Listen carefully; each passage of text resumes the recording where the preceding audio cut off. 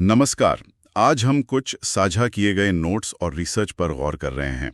ये नर्सिंग की पढ़ाई को थोड़ा आसान बनाने के कुछ स्मार्ट तरीकों के बारे में है।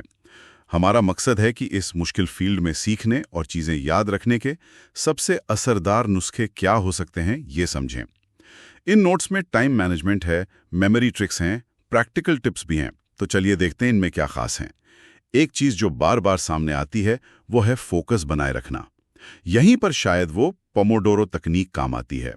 25 मिनट पढ़ाई, फिर 5 मिनट का ब्रेक, और फिर शायद 4 ऐसे सेशन के बाद एक लंबा ब्रेक 15-30 मिनट का। क्या ये वाकई ध्यान बनाए रखने और थकान से बचाने में मदद करता है? हाँ बिल्कुल। ये तरीका ना दिमाग को लगातार जानकारी के बोझ से बचाता है, तो एकाग्रता बनी रहती है। वो छोटे ब्रेक्स एक तरह से रीसेट बटन जैसे होते हैं। इसी तरह नोट्स में फ्लैश कार्ड्स का भी जिक्र है, ऐप वाले भी, जैसे अनकी, और हाथ से बने हुए भी। हाँ, फ्लैश कार्ड्स, खासकर दवाइयों के नाम याद करने के लिए, या नॉर्मल वैल्यूज जैसे वो बीपी 128 mmHg या हार्ट रेट 60 से 100 bpm। ये सब लक्षण या क्लासिफिकेशन याद करने में भी अच्छे हैं। नोट्स में तो ये भी लिखा है कि इनमें चित्र या कुछ मजेदार स्मरक, मतलब निमोनिक्स, जोड़ सकते हैं। और पता है इसके पीछे का विज्ञान क्या है? ये बहुत दिलचस्प है। फ्लैश कार्ड सीधे तौर पर एक्टिव रिकॉल और स्पेस्ड रिपीटिशन से जुड़े हैं। मतलब सिर्फ पढ़ते जाना नहीं, बल्कि किताब बंद करके याद करने की कोशिश करना और फिर उसे दोहराना। जैसे आज पढ़ा, फिर 1 दिन बाद, 3 दिन बाद, फिर 7 दिन बाद। ये वैज्ञानिक रूप से साबित हुआ है कि इससे जानकारी लंबे समय तक याद रहती है। रिसर्च पेपर्स भी यही कहते हैं। अच्छा, तो मतलब सिर्फ घंटों तक पढ़ते रहना ही सब कुछ नहीं है? सही कहा, बिल्कुल नहीं। नोट्स भी यही इशारा करते हैं। जरूरी विषयों पर फोकस करना ज्यादा अहम है, जैसे वाइटल साइंस, ईसीजी इंटरप्रिटेशन, दवाओं के साइड इफेक्ट्स। और हाँ, एनक्लेक स्टाइल वाले एमसीक्यूज या पिछले सालों के पेपर्स हल करना भी बहुत फायदेमंद है। एक और छोटा सा सुझाव है, नोट्स में पूरे वाक्य हाईलाइट करने के बजाय सिर्फ कीवर्ड्स। हाँ, रिवीजन तेज हो जाता होगा उससे। बिल्कुल। और वो याद रखने वाले मजेदार स्मरक, वो निमोनिक्स, नोट्स में उदाहरण भी थे, जैसे एमआई के लिए Mona, morphine, oxygen nitrates, aspirin, या फिर नवजात शिशु के आकलन के लिए एबगार वाला, appearance, pulse, grimace, activity, respiration. ये मुश्किल चीजों को कितना आसान बना देते हैं। जी। क्या विजुअल तरीके भी इतने ही कारगर हैं, जैसे वीडियोस देखना? हाँ बिल्कुल। खासकर नर्सिंग जैसे प्रैक्टिकल फील्ड में तो बहुत ज्यादा। मुश्किल कॉन्सेप्ट्स होते हैं ना, जैसे कार्डियक साइकिल या रेस्पिरेशन, इनको समझने के लिए यूट्यूब पर एनिमेटेड वीडियोस बहुत मदद करते हैं, जैसे रजिस्टर्ड नर्स आरएन या ऑस्मोसिस जैसे चैनल। नोट्स में इनका सुझाव भी है। ये विजुअल लर्निंग का बढ़िया तरीका है। और वो स्टिकी नोट्स वाला आइडिया, वो भी कमाल का लगा।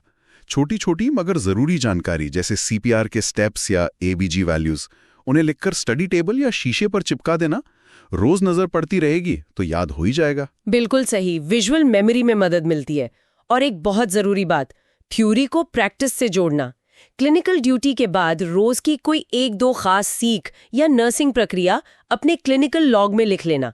ये आदत वाइवा और इंटर्नशिप इंटरव्यू दोनों में बहुत काम आती है। नोट्स में एक और शक्तिशाली तकनीक का जिक्र है, किसी और को पढ़ाना। हाँ, ये तो मैंने भी सुना है। कहते हैं कि जब आप किसी दोस्त को या बस आईने के सामने खुद को ही कुछ समझाते हैं तो कॉन्सेप्ट एकदम साफ हो जाते हैं, खुद की समझ बेहतर होती है। सही, क्योंकि तब आपको उसे आसान शब्दों में समझाना पड़ता है। और हाँ, इन सब स्टडी टेक्निक्स के साथ साथ अपनी सेहत का ध्यान रखना बिल्कुल ना भूलें। हाइड्रेटेड रहना, अच्छा खाना और 7-8 घंटे की नींद लेना बहुत ज़रूरी है। दिमाग को भी तो आराम चाहिए जानकारी को प्रोसेस करने और याद रखने के लिए। और परीक्षा का तनाव कम करने के लिए थोड़ा मेडिटेशन या हल्की कसरत भी बहुत फायदेमंद हो सकती है। तो कुल मिलाकर इन नोट्स और रिसर्च का सार यही निकलता है कि नर्सिंग की पढ़ाई में कामयाबी सिर्फ कितने घंटे पढ़ा इस पर निर्भर नहीं करती, बल्कि उन घंटों का इस्तेमाल कितने स्मार्ट तरीके से किया इस पर करती है। इसमें एक्टिव रिकॉल, स्पेस्ड रिपीटिशन, वो स्मरक विजुअल चीजें और प्रैक्टिकल एप्लीकेशन, इन सब का मिक्स चाहिए। और हाँ, कुछ बेसिक नॉर्मल वैल्यूज तो हमेशा याद रहनी चाहिए।